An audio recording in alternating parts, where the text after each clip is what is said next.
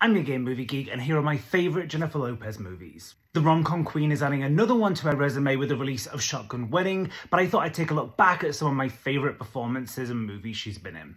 Okay, I feel like I would be an idiot if I didn't start with Selena. If you're a J.Lo fan, I'm sure you've already seen the movie, but if you haven't, you've got to check it out. I mean, she's great in it, but also the story of Selena's life and her legacy that lives on is just totally worth the watch alone. Out of Sight is a great movie directed by Steven Soderbergh. She stars opposite George Clooney, and it was really a chance for her to kind of step into her movie star persona. The script is great, the performances are great. Overall, a fantastic movie.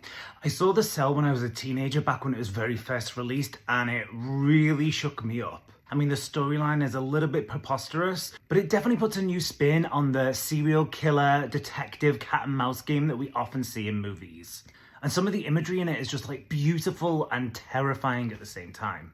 Okay, I'm gonna preface this one by saying I know that Enough is not considered a good movie. Trigger warning, this does deal with domestic abuse, so may be hard for some viewers to watch. It's super melodramatic, the pacing definitely is off in parts, but at the end of the day, you are so rooting for Jennifer Lopez's character, and it has a really, really big payoff at the end. It's definitely a little bit of a guilty pleasure of mine, and I think she was robbed at the Oscars for this performance. Now again, I'm not saying that Made in Manhattan is a fantastic movie, but when it comes to rom-coms, it's actually a pretty good storyline. The plot is somewhat believable. You get a really good sense of who the characters are and what they want and what their motivation is. And it just really gives Jennifer Lopez that chance to just be that charismatic movie star that we know she can be. Plus, the supporting cast is absolutely incredible, and the scene at the Met with the pink dress, Hustlers might just be her best performance to date. She got genuine Oscar buzz around this movie, and honestly, I was a little bit disappointed that she wasn't nominated.